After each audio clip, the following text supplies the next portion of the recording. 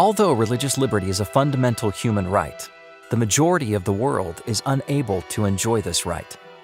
In fact, 76% of the world's population, or more than 5 billion people, live in countries with high restrictions to religious freedom. These restrictions include blasphemy laws that prohibit negative speech against the country's religious figures, anti-conversion laws that forbid conversion to any religion other than the dominant religion of the land, and requirements to gain official registration to operate as a church.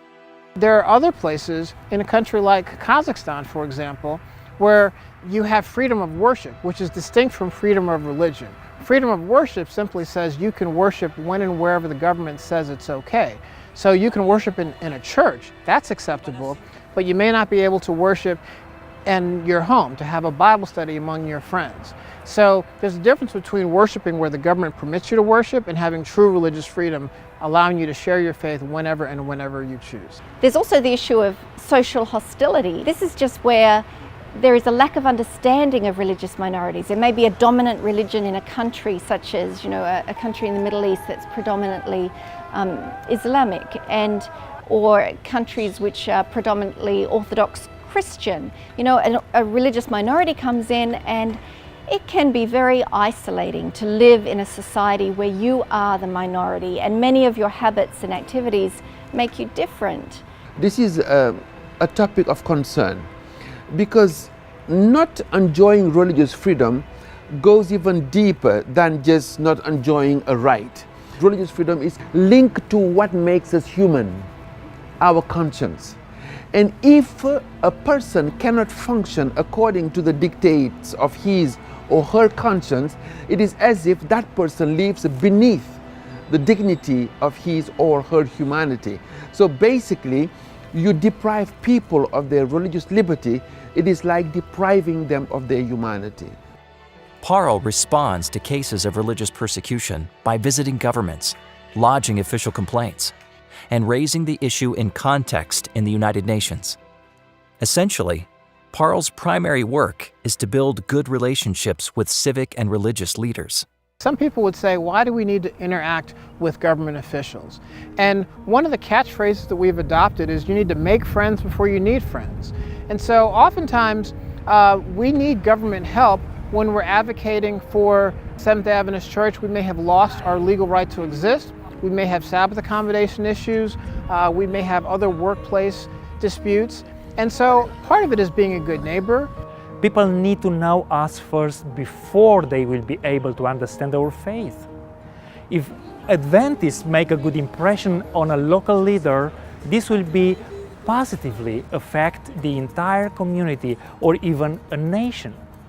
This is how many mission paths are opened. Positive relationships between the Adventist Church and civic or other religious leaders promotes mission work behind the scenes. For example, before coming to the General Conference, Nelu Bercha, Associate Director of Parle, worked in Romania promoting religious liberty in local schools and other areas of the community. As he built positive relationships with local officials, doors opened for the church's work. One of our friends, the Minister of Education, visited the headquarters of the General Conference and was impressed by the Adventist philosophy on health, education, and religious freedom. On his return to Romania, he summoned all presidents of Romanian universities and talked with them about religious freedom in Romanian schools. It was an extraordinary step for religious freedom in Romania. In the following years, the Prime Minister was one of the speakers at a religious freedom meeting organized by Adventists, and even the President of the country supported our program promoting religious freedom. This is the behind-the-scenes work Parle does to open avenues for Adventist mission work around the world. Daily building good relationships with other people supports the mission of the church. And that's something every Adventist can do right where he or she is.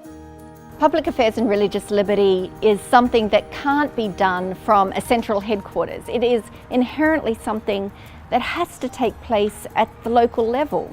It is individuals Individual church members building good relationships with people in their community, whether it's attending community events, making friends with your civic leaders, your mayor, your local council. These are all things that have to happen on a one-to-one basis. If you see something, say something. Don't hesitate to write a letter, send an email, call your representative. Be a voice for freedom. And some people may say, I'm one person, I'm one voice, can I make a difference? The thing to remember is we're not called to be successful, we're called simply to be faithful. Religious freedom, and this is key, is a lifestyle. I invite every Seventh-day Adventist to be seen, not just in the public arena, but by everyone as kind people, gentle people, respectful of people's dignity. Please consider how you can promote religious liberty by building good relationships with others in your community. And please pray for the efforts of the Church in fighting for religious freedom in places where such freedom is limited. Thank you for supporting the mission of the Church.